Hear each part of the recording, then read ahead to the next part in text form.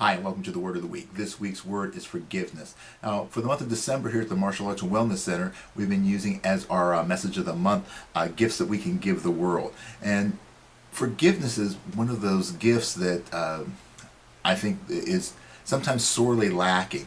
And it's a gift that is quite easy on the surface to give. It's simple to give, but it's not always easy for us to get around to doing it.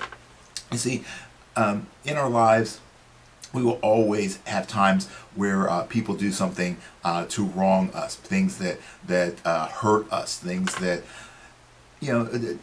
go against the way we would like our lives to go. And sometimes we make those same mistakes to others.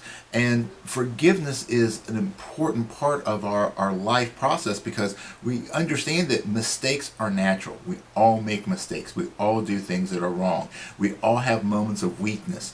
So when something happens, we need to be able to forgive it, to let it go.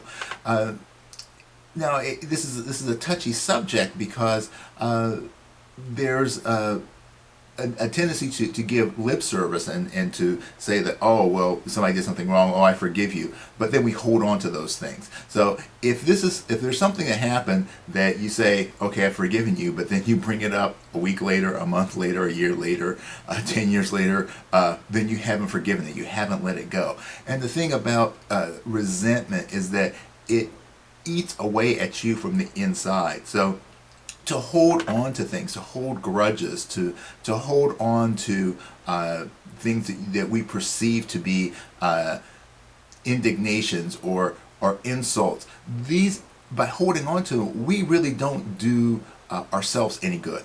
Right, so holding on to hate and to animosity, it's not a very good thing for ourselves. And when we hold that within ourselves, then that begins to resonate outward. So it's very hard for us then to live a peaceful and a loving life when we have inside us these things that can kind of eat away at us. And if we think about just the definition of forgiveness, like to forgive means to give up resentment of or claim to requital for. It means to grant relief from payment. See, sometimes we think somebody owes me because they did something wrong. When you forgive somebody, they don't owe you anything else. To cease to feel resentment against an offender. Right? So a lot of times that we may forgive the event, but we don't forgive the offender. So this is kind of an important thing. And when I was looking at the dictionary and the definition for forgiving, and this is kind of an interesting one because we talk about a lot of times, especially in structures, that has a forgiving structure.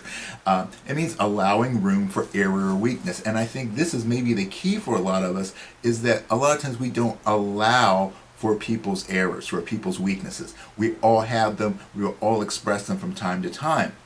But when they occur to us, then it's very easy for us to then not be able to let go of that.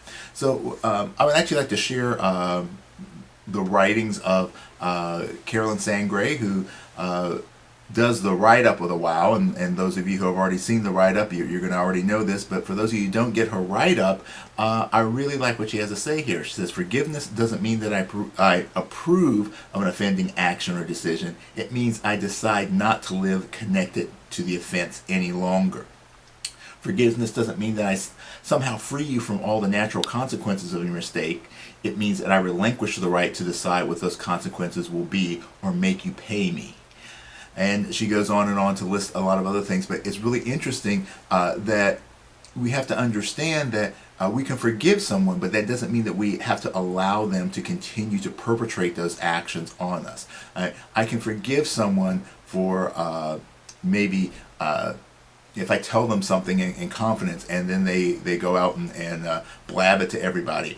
I can forgive them for that action. I can say, okay, I forgive you for that. But that doesn't mean that I'm not going to stop telling them things, because what they've done is they've shown me their character. So I can't hold it against them. I can't hold it against anybody for living true to their own character. What it does mean is that once I have an understanding of that, then I need to make a choice as to whether I will allow that person to be in my confidence, to be in my life. So to forgive someone doesn't mean that you have to fully bring them back and embrace them into your life. If someone has truly wronged you and hurt you in a way that is very deep, you can forgive the action, but then that doesn't mean that you have to allow that person to continue to do that action or provide that negative influence in your life. But we have to learn to understand that we all have weaknesses, we all make errors, and that when those are done, that we should do our best to forgive them, to let them go, and to, more importantly, learn from our mistakes. All right, so I hope that you can figure out a way to practice forgiveness.